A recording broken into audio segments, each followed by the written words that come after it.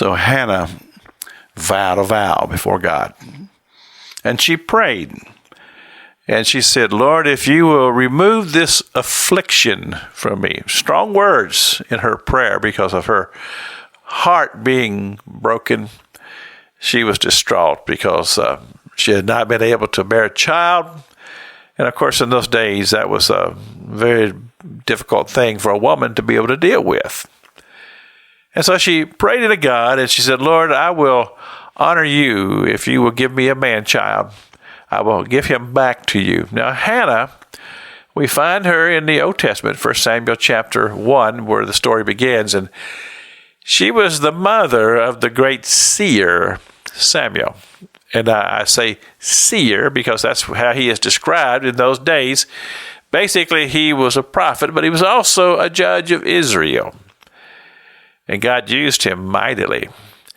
But the thing that we want to take note of is the times in which all of this took place. Here you have a woman who is of an understanding of God that can do things.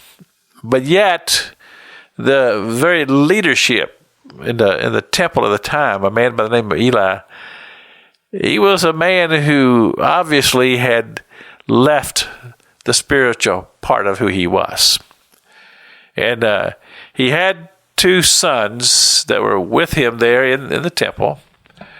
And they were just doing bad things. They were defaming the sacrifice. They were having illicit relations with women there, in even the very door of the temple.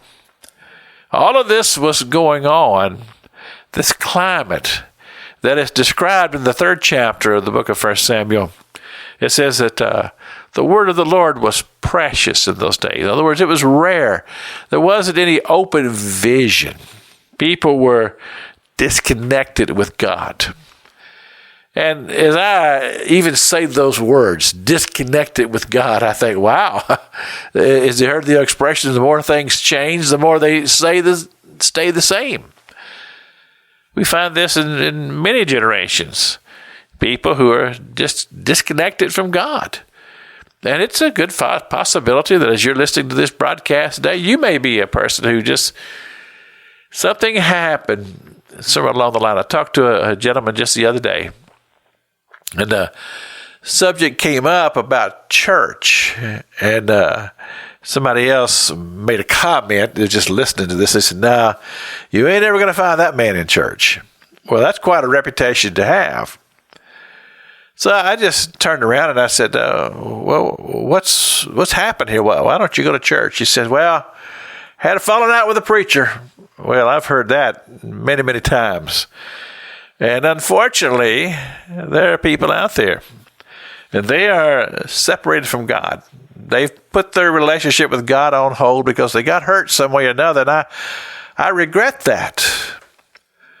But just speaking for myself, I would not allow any other man to separate me for the most valuable thing in my life, and that is my eternal soul and my eternal destination when I depart from this earth.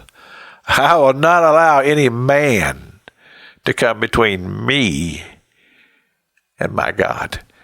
This is Pastor Jack King with the gospel on the radio broadcast.